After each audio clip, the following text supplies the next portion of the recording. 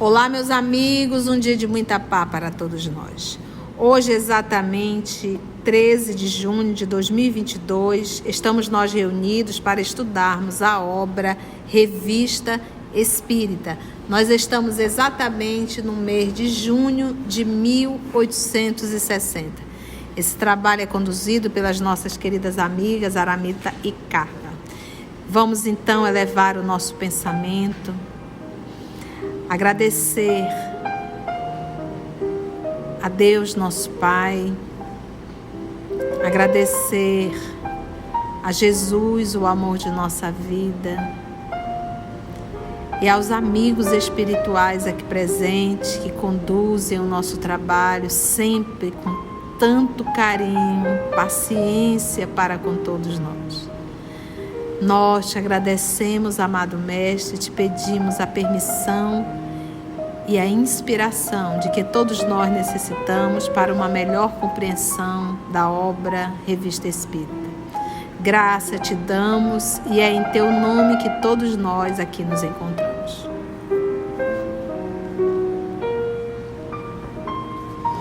Ainda estamos nos ditados espontâneos e dissertações espíritas.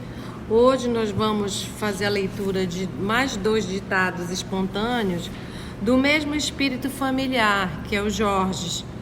Na semana passada, a gente viu a leitura sobre a vaidade. Foi muito profunda, foi muito oportuna também e deixou bem reflexivo.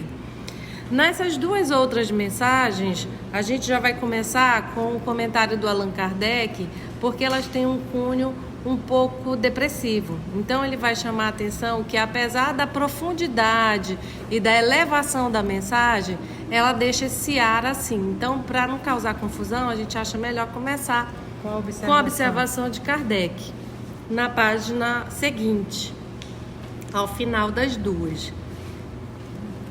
Observação.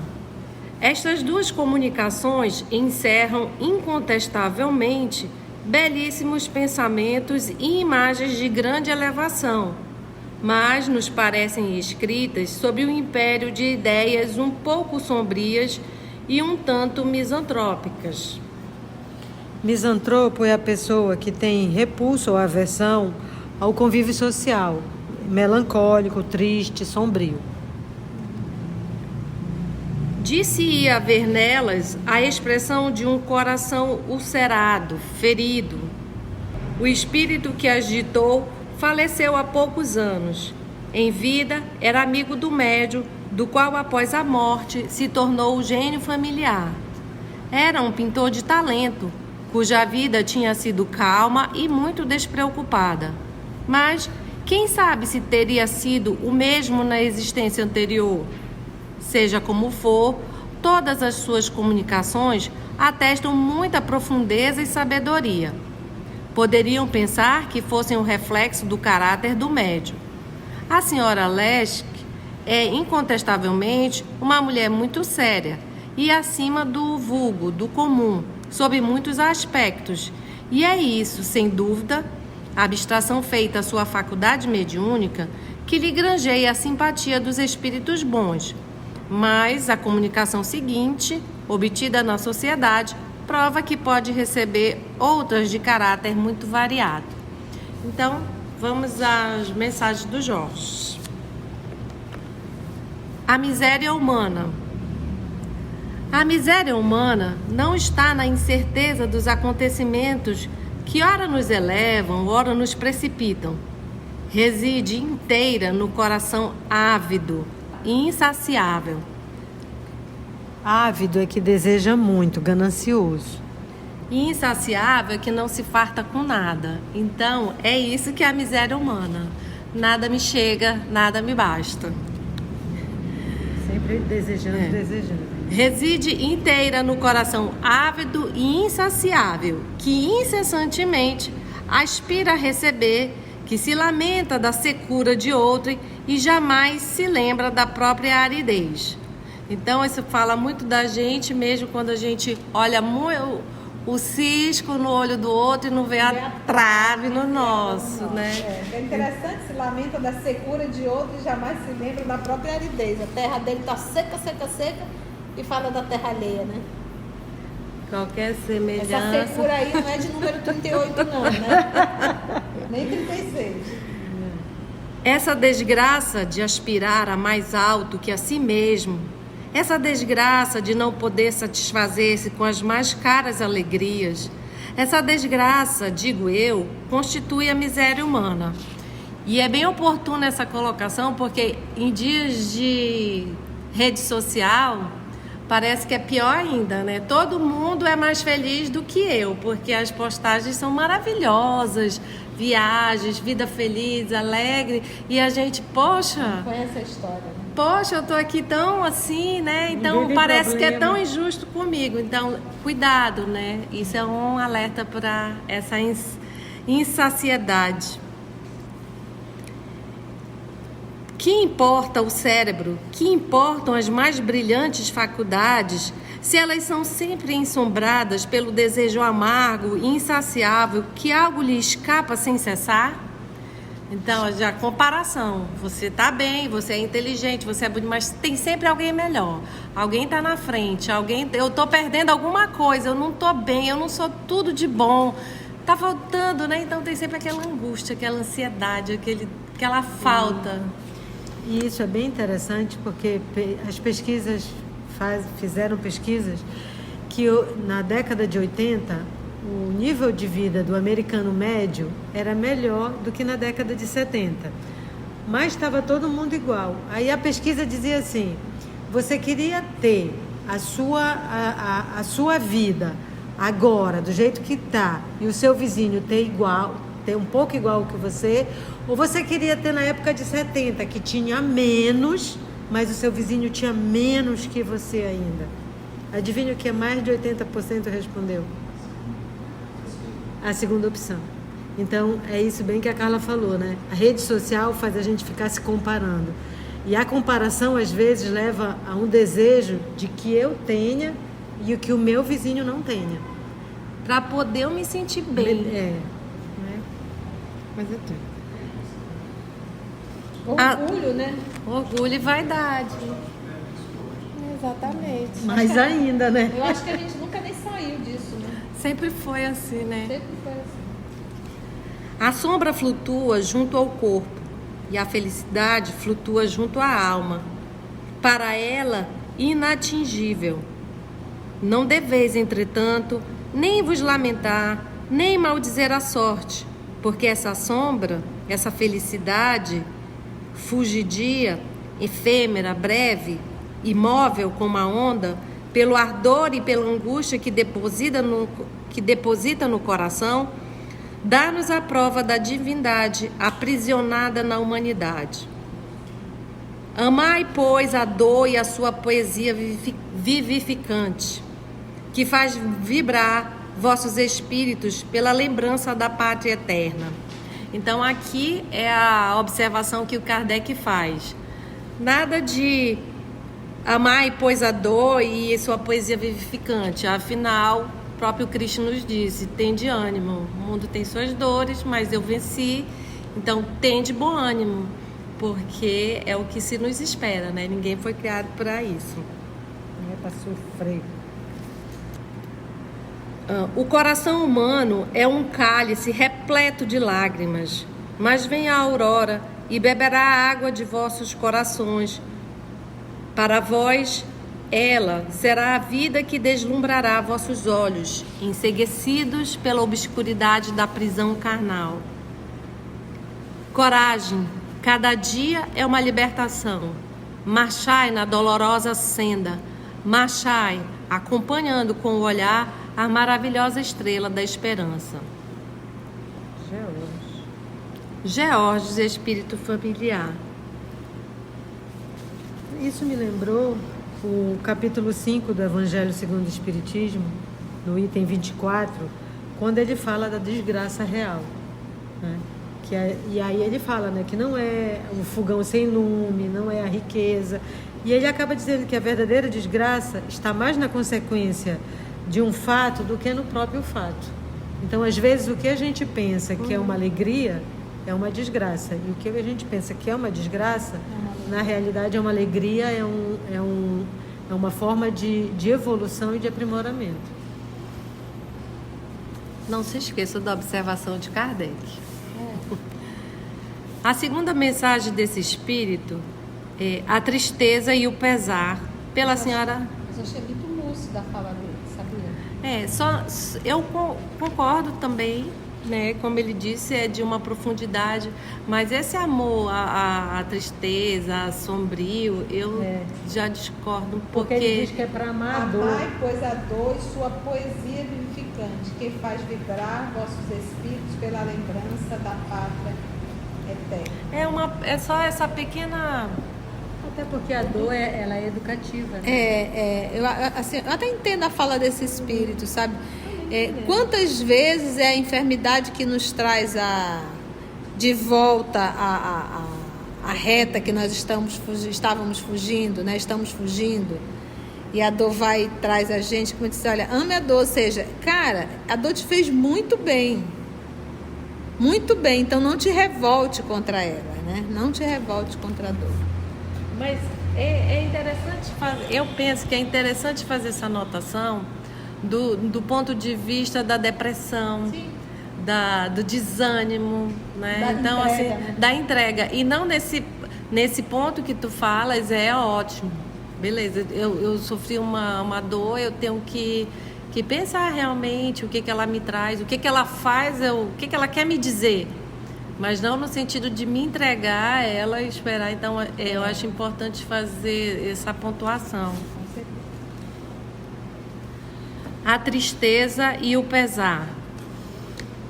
Tristeza é falta de contentamento, desânimo, condição melancólica sem alegria. E o pesar é sensação de mágoa ou remorso, desgosto, sofrimento. É um erro ceder frequentemente à tristeza. Não vos enganeis. O pesar é o sentimento firme e honesto que se apossa do homem atingido no coração ou nos interesses. Mas a fastidiosa, maçante, enfadonha tristeza é apenas a manifestação física do sangue em sua lentidão ou rapidez de curso. É como se a tristeza é algo orgânico, né? É como se fosse algo quando você está com muita raiva, desmaia, ou teu coração fica que você vai soltar pela, né? Como diz, o coração vai soltar, você está com tanta raiva, com tanto desespero que parece que o coração vai sair pela boca, né? Como o povo diz. Na verdade, de repente. A tristeza encobre com seu nome muito egoísmo, muitas fraquezas. Debilita o espírito que a ela se abandona. O pesar, ao contrário, é o pão dos fortes. Este amargo alimento nutre as faculdades do espírito e diminui a parte animal. Não procureis o martírio do corpo, mas sede ávidos pelo tormento da alma. Os homens compreendem... Só um pouquinho. Agora eu entendo um pouco a fala de Kardec, que olha só. Assim, né? Porque olha só aqui, é muito interessante a fala dele. A tristeza encobre com seu nome muito egoísmo, né? Você quer pra si, a alegria é só pra ti. Olha, a desgraça pode acontecer com todo mundo, comigo não. Porque o que acontece comigo, acontece com outras pessoas. Eu não sou o único da Terra.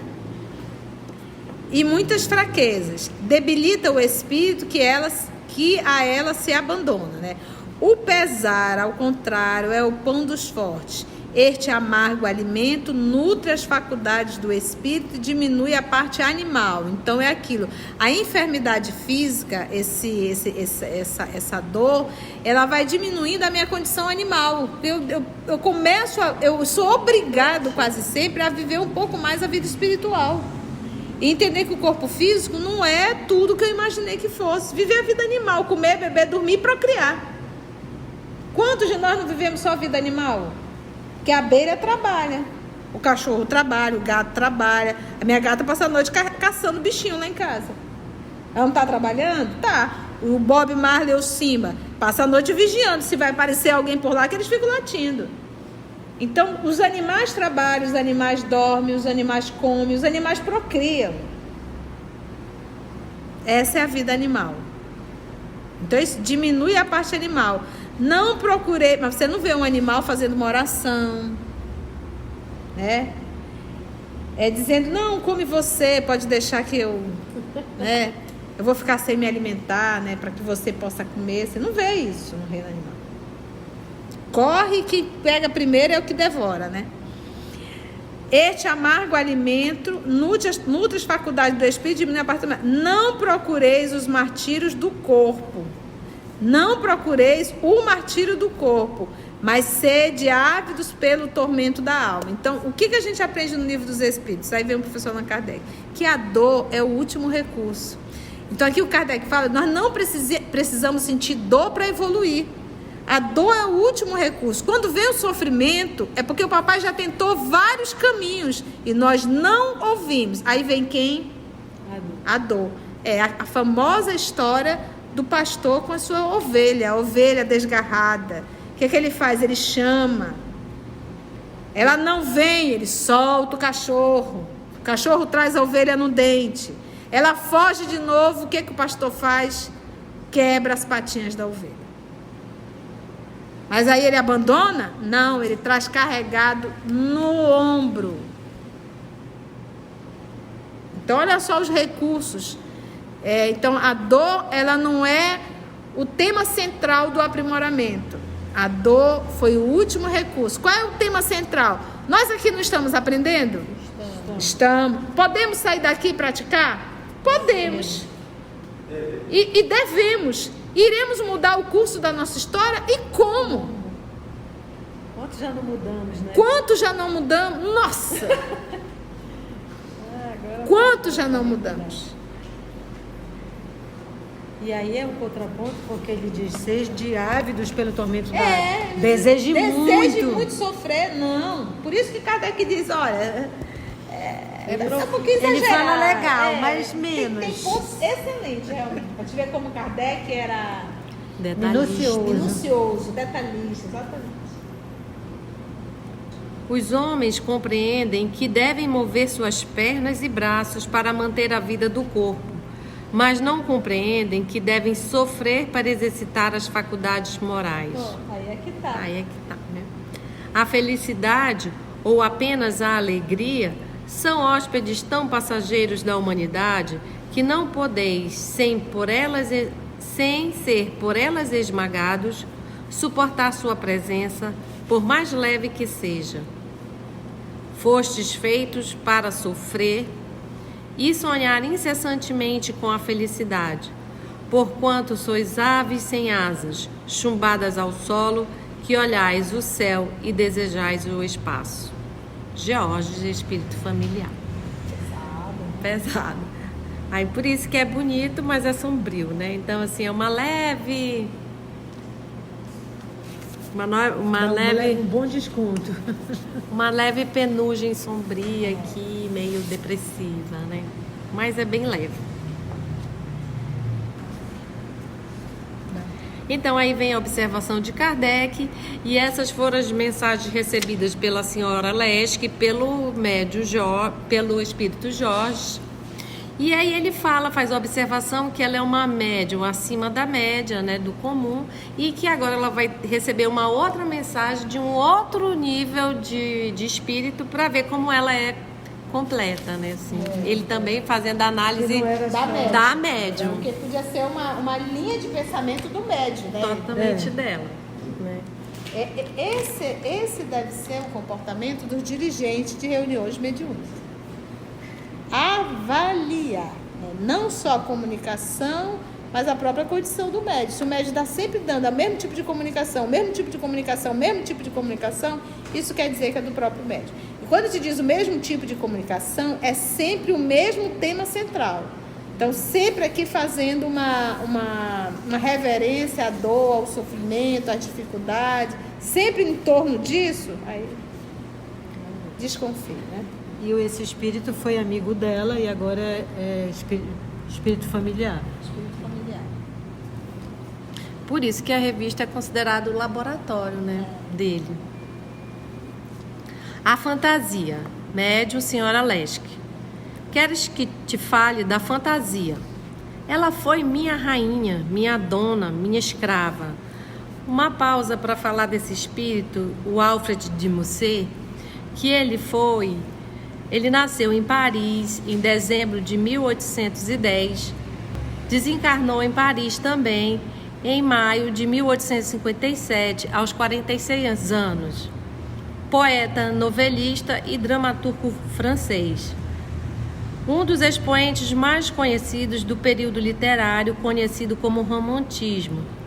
Disse que ele foi o mais clássico dos românticos e o mais romântico dos clássicos. Seu estilo influenciou profundamente a literatura europeia. Deboche e pureza de costumes domina muito suas obras. Então aqui dá para entender essa mensagem dele melhor, né? Que eu parei. Ele escreveu antes aqui nesse momento. Queres que te fale da fantasia? Ela foi minha rainha, minha dona, minha escrava, já que ele era dramaturgo, poeta, né? Então, ele já veio de uma forma poética. Novelista. A Então, fantasia era minha dona. Minha rainha, minha escrava. Então, assim, eu a servi e a dominei. Sempre submetido às suas adoráveis flutuações, jamais lhe fui infiel. Atraiu a fantasia.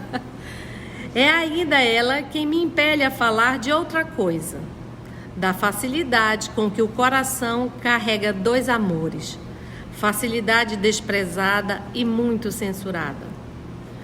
Considero absurda essa censura dos bons burgueses, que só gostam de seus pequenos vícios moderados, mais enfadonhos ainda que suas virtudes. Do mesmo modo que uma cerca viva de arbustos delimita os jardins de um padre. Eles, os bons burgueses, só admitem o que seus miolos limitados podem compreender. Tens medo do que te digo? Fica tranquila. Musset tem a sua garra. Não se lhe pode pedir gentilezas de cãezinhos amestrados. É preciso suportar e compreender seus gracejos, verdadeiros sob sua frívola aparência, tristes sob sua alegria, risonhos nas suas lágrimas. Alfred de Musset. Ela pediu a comunicação e veio e ele diz, né? E ele fala de o coração carregar dois amores, ou seja, ele ter duas amantes, duas mulheres ao mesmo tempo. E ele diz que ela fica, né? Que ela tem medo, mas ela fica tranquila, mas ele diz que ele não pode pedir uma comunicação dele e que ele vinha como se fosse um cãozinho amestrado. Que aí volta o que diz Kardec, né? Os espíritos são livres, têm livre-arbítrio e eles não são nossos servos para fazer a nossa vontade. E aqui é aquela comparação dos espíritos que a médium é capaz de receber, a diferença de linguagem, de tema, uma linguagem mais frívola, como ele mesmo diz, e mais vulgar também, leviana, né? Bem mais leve do que o George. A observação de Kardec é a seguinte: uma pessoa que só tinha ouvido esta comunicação por ocasião de sua primeira leitura dizia numa sessão íntima que lhe parecia de pouca significação. O espírito Sócrates, que participava da conversa, respondendo a essa observação, escreveu espontaneamente: não, tu te enganas, relê a mensagem, há coisas boas. Ela é muito inteligente e isto tem seu lado bom. Disse que nisso se conhece o homem. Com efeito, é mais fácil provar a identidade de um espírito do vosso tempo do que do meu. E para certas pessoas é útil que, de vez em quando, tenhais comunicações deste gênero. Fecha aspas. Não, que é para ele tá dizendo que o Sócrates, que ele se engana porque assim, essa comunicação é bem típica do Musset, né? Do tipo de vida que ele teve, que ele era novelista, dramaturgo, ele era um bom vivant, vivia nos palcos, etc. e tal. Ele escreveu muitas peças de teatro. Então, ele diz que isso é bom para identificar e que para ele saber o que é útil para identificar as pessoas de quem, para saber a identidade e que é possível também essas comunicações. Continua Kardec. Certo dia em que se conversava sobre os médiuns e sobre o caráter de Alfred de Musset. Até porque, estava relendo aqui, porque essa observação tem aí uma fala de Sócrates, né? Vocês sabem que Sócrates faz parte da codificação. Tanto é que ele assina lá no Livro dos Espíritos. E, então, por exemplo, se de repente tem uma comunicação de um espírito que viveu no ano de 1100, 1200, eles conheceram esse espírito, conviveram. Então, esse espírito vem e traz uma mensagem. Tem como comparar? Porque ele não tem conhecimento. Então, de repente, por isso que Sócrates diz aqui através da mensagem, ter comunicações de espíritos que conviveram, que fazem parte, fizeram parte ali. 57. Pois é, isso facilita muito, porque aí você consegue identificar o que a forma. Por exemplo, vamos pegar o nosso Chico, que psicografou Humberto de Campos. Foram 3 anos depois da desencarnação de Humberto, se não me falha a memória, mas foi pouco tempo, ele começou a psicografar. Então, quem conhecia a forma literária Humberto de Campos conseguiu identificar perfeitamente, mas porque era um contemporâneo, era alguém que viveu ali na mesma época. Certo dia em que se conversava sobre os médiuns e sobre o caráter de Alfred de Musset, que um dos assistentes acusava de ter sido muito material em vida, o poeta escreveu espontaneamente a notável comunicação que se segue por um de seus médiuns preferidos. Cenas do próximo capítulo. Então, assim finalizamos o estudo de hoje. E no próximo estudo faremos a influência do médium sobre o espírito, que, para dar uma palhinha, já está lá no Livro dos Médiuns. A tia já está no canal com ele, pode atualizar para no próximo estudo já chegar com mais base. E agradecemos ao nosso Senhor Jesus a bondade e a misericórdia dessa oportunidade de estudo, de aprendizado e trabalho. E pelos amigos espirituais que nos inspiram e nos intuem. E até o nosso próximo estudo, se assim Deus nos permitir.